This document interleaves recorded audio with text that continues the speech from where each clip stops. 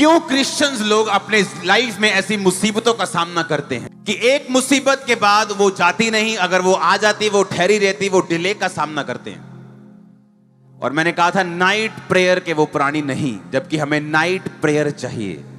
Victim ना हो, Victor हो,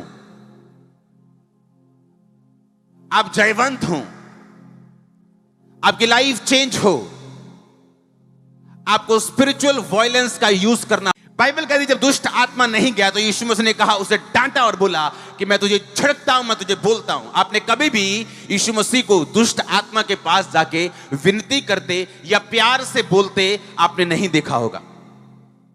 कई बार जब लोगों के अंदर दुष्ट आत्मा होती तो मैं उनके साथ वायलेंस यूज करता हूं और लोगों को लगता है कि आप ऐसा क्यों कर रहे, आप उसे गुस्सा क्यों कर रहे। वो गुस्सा उस पे नहीं, वो गुस्सा उस डेविल के ऊपर है जो उसके पीछे है।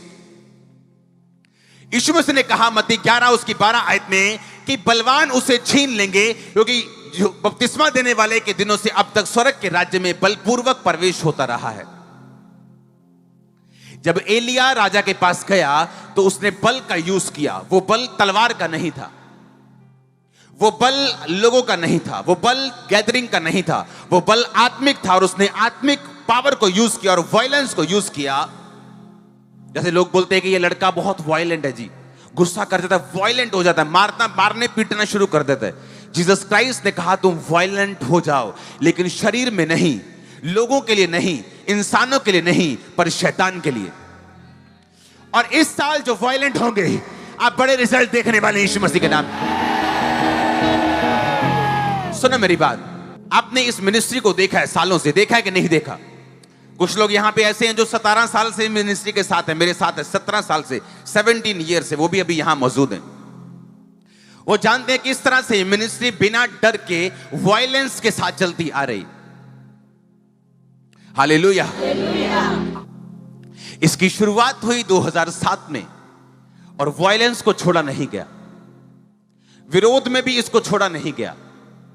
अड़े रहना और खड़े रहना। परमेश्वर ने कहा मैं राजाओं को, राजा तेरे आरोहण के प्रताप के लिए आएंगे, यशाया 60 में लिखा। सुनो मेरी बात, मैं क्यों ऐसा कह रहा हूं, क्योंकि आने वाले टाइम में हमें सबके लिए प्रार्थना करनी पड़ेगी।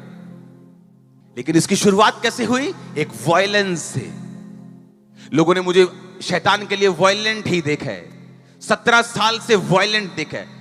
जब शैतान ने अटैक करने की कोशिश की, शरीर पे अटैक, मिनिस्ट्री पे करने की, दूसरी जगह पे करने की, उन्होंने मुझे वायलेंट ही देखा है।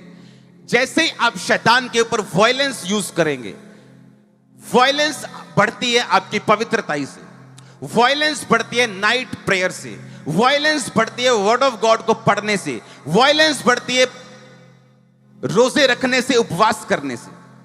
और जैसे ये स्पिरिचुअल वायलेंस आपके अंदर आती है, आपकी डिलीवरेंस हो जाती है, आप नेक्स्ट लेवल पे चले जाते हैं, आपके वेज ओपन होने शुरू हो जाते हैं। सुनो मेरी बात, कुछ लोग फाइनेंशियली कभी ब्लेस नहीं होते, उन्हें लगता है परमेश्वर कुछ करेगा, लेकिन परमेश्वर ने कहा स्वर्ग के राज्य में अगर तुम्हें प्रवेश करना है तो तुम्हें बलपूर्वक करना होगा।